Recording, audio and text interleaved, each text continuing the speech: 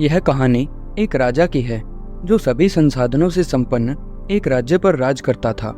राजा को अपनी शूरवीरता पर बहुत अभिमान था। उसे हमेशा से चाहिए था कि उसकी प्रजा उसकी महानता और शक्ति का गुणगान करे। इसलिए वह हमेशा दूसरे कमजोर राज्यों पर आक्रमण करता रहता था, उनसे धन, अनाज, सोना चांदी लूटता और अपने राजकोष को बढ़ाता। ऐसे ही एक बार अपनी प्रजा को संबोधित करते समय राजा ने अपने पड़ोस के एक राज्य पर हमला करने की घोषणा कर दी। बाद में राजा के एक मंत्री ने उन्हें बताया कि हम उस राज्य के बारे में कुछ भी नहीं जानते। राजा ने उसे जवाब दिया कि युद्ध होने पर हम सब जान जाएंगे। मंत्री ने कहा कि अब तक हमने जितने भी राज्यों पर हमला किया है उनके बारे में हमें जानकारी थी। उनके सैनिकों की संख्या, उनके हथियार, उनकी युद्ध करने की रणनीति, इन सब के बारे में हम जानते थे, इसलिए हम कभी पराजित नहीं हुए। राजा ने विचार किया कि मंत्री सही कह रहा है। राजा ने उससे पूछा कि अब हमें कैसे पता चलेगा कि उनकी सेना कितनी बड़ी है। मंत्री ने सुझाव दिया कि हमें कुछ गुप्तचर वहां भेजने चाहिए। राजा के आदेश से गुप्तचर उस राज्य में भेजे गए। कुछ दिनों बाद राजा को सूचना मिली कि जिस राज्य पर हमला करने की वह सोच रहा है वह बहुत बड़ा राज्य है। उसकी सेना राजा की सेना से 3 गुना बड़ी है। यह खबर सुनकर राजा चिंता में पड़ गया। उसके मंत्री भी उसे कोई सुझाव नहीं दे पा रहे थे।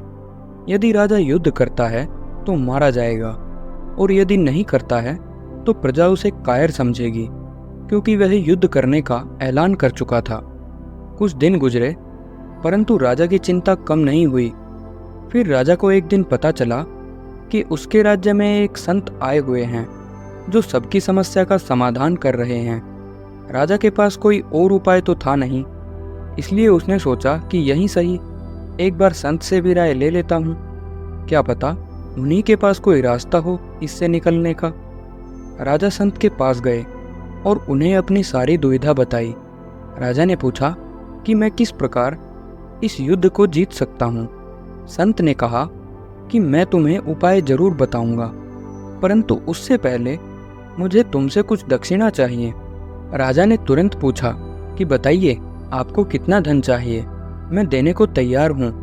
संत ने कहा, राजा मैं धन का क्या करूँगा, मुझे तो बस एक मुट्ठी अनाज चाहिए। राजा ने कहा, केवल इतना ही, मैं अभी मंगवा देता हूँ। संत मुस्कुराने लगे और कहा, राजा मुझे तुम्हारे राज्य के प्रत्येक घर से एक मुट्ठी अनाज चाहिए जिसे तुम स्वयं इकट्ठा करोगे। राजा के पास कोई और रास्ता नहीं था, इसलिए उसने संत से कहा कि वह प्रत्येक घर से अनाज लेकर आएगा।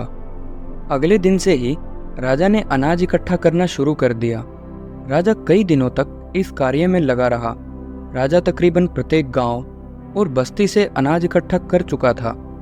अंत में राजा एक ऐसी बस्ती में पहुंचा जहां कई घर ऐसे थे जो राजा को केवल एक मुट्ठी अनाज देने में भी असमर्थ थे।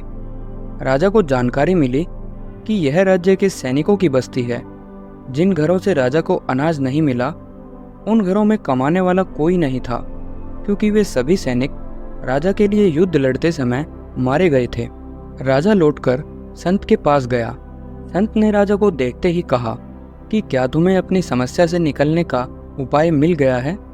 राजा ने कहा, जी हाँ, अब मैं जानता हूँ कि मुझे क्या करना है। राजा ने अपनी प्रजा के सामने किए हुए युद्ध के ऐलान को वापस ले लिया और उनसे क्षमा मांगी। राजा ने अपने अन्न और धन के भंडार प्रजा के लिए खोल दिए।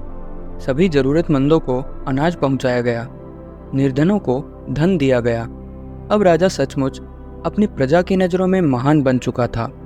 दोस्तों, बांटने से कभी कोई गरीब नहीं होता। असली खुशी हमें इस बात से नहीं मिलती कि हमने क्या हासिल किया, बल्कि इस बात से मिलती है कि हम औरों को क्या दे पाए। धन्यवाद।